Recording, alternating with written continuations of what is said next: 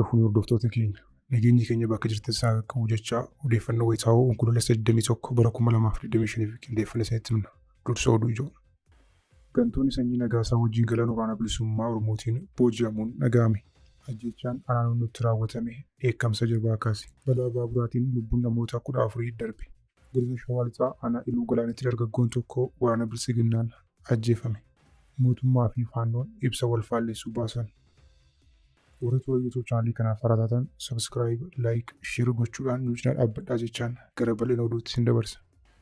Gantoonni sanyii Nagaasaa wajjin galan waraana bilisummaa Oromootiin booji'amuun dhaga'ame.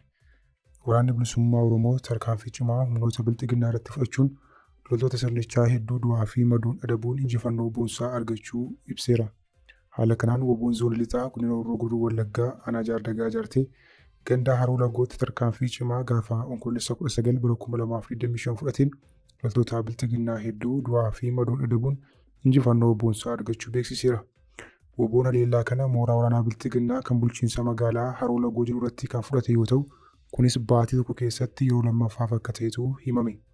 Haleellaa kanaan WBO'n loltoota sirnichaa hedduu kan booji'e yoo ta'u, warra booji'aman keessatti gantoonni sanyii Nagaasaa wajjin mooraa qabsoo galanii galan akka argamantu himame. Gantoonni sanyii Nagaasaa wajjin galan hedduun kaan ajjeefamanii kaan hidhaan baatii 6 haga umurii guutuu itti murtaa'ee muraasni WBO'tti akka kennachuu fi kaan ammoo qaamni nageenyaa bilisiginnaa wajjin hiriiruu miidiyaalee fi namoonni siyaasaa akka Jawaar Mohaammed irra deddeebiidhaan gabaasaa turan. Ajjeechaan naannootti raawwatame dheekkamsa jabaa kaase. Godina Shawaa Lixaa aanaa Noonnoo ganda Halloo Dinkii jedhamutti dilbata onkoloolessa 19 galgala haleellaa hidhattoonni faannoo raawwataniin namoonni 22 ajjeefamaniiru. Hidhattoonni dhalattoota Amaaraa ta'anii fi sababa garaa garaan aanicha keessaa buqqaan godina Guraagee keessatti leenji'uun dhufanii haleellaa kana akka raawwatan BBC'n jiraattota wabeeffachuun gabaaseera. Nama afaan Oromoo dubbatu cufa dhiira dhalaa daa'ima maanguddoo osoo hin jedhin jumlaan ajjeesuu jedhame.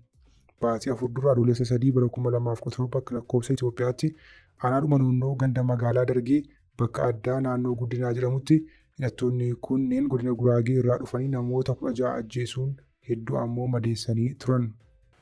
Balaa baaburaatiin lubbuun namoota 14 darbe. Balaa baaburaa guyyaa kaleessaa galgalaa sarara Dirree Dhawaa fi Dawwaallee irratti mudateen namoonni 14 lubbuun darbuun ibsameera. Balaa kanaan namoonni 29 biroon ammoo madaa'aniiru jedhame.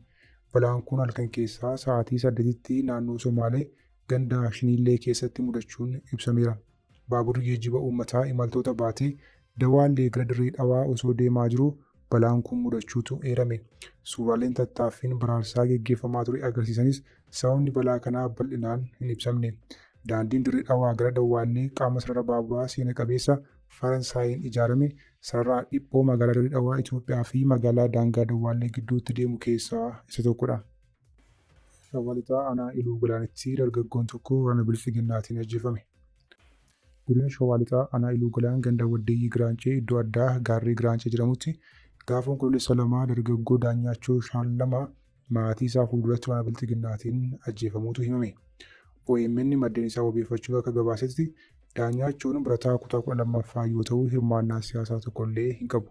Dargaggoo lafaa dhufaa kana sababa tokko malee mana jireenyaa maatii isaatiitti seenanii akkoo isaa fuulduratti rasaasaan rukutuun lubbuu isaa dabarsanii jedhame. Mootummaa fi faannoon ibsa wal faalleessuu baasan. Mootummaan Itoophiyaa hidhattoota faannoo kan naannoo Amaaraa keessa socho'an haleeluudhaan hooggantoota isaanii dabalatee 48 ol ajjeeseeraa jedhe. Gama biraan hidhattoonni faannoo ammoo haleellaa naannoo Amaaraa keessumaa naannoo Wallootti fudhataa turaniin loltoota mootummaa 3,000 ol ajjeesuu ibsaniiru.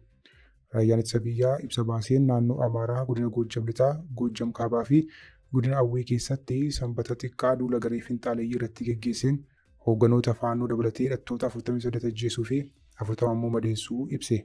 Mootummaan kana haa jedhu malee garee hidhattoota faannoo garuu lola naannoo Amaaraa keessatti taasisaa jiraniin loltoota mootummaa 3,000 ol ajjeesuu ibsan.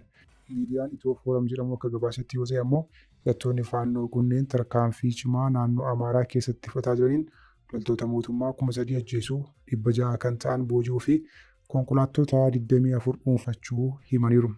Kana malees gareen hidhattoota kun meeshaalee waraanaa dhuunfaa fi gareedhaan qabataman hedduu irraa hiikanneerraa jedhu. Gama mootummaatiin dhimma kanarratti garuu wanti kenname hin jiru. Hordoftoota keenya oduu sa'aatii kanaaf qabannee dhiyaanne kana gammaatti hordoftan ture. Oduu biraan haguulitti deebinutti nagaatti.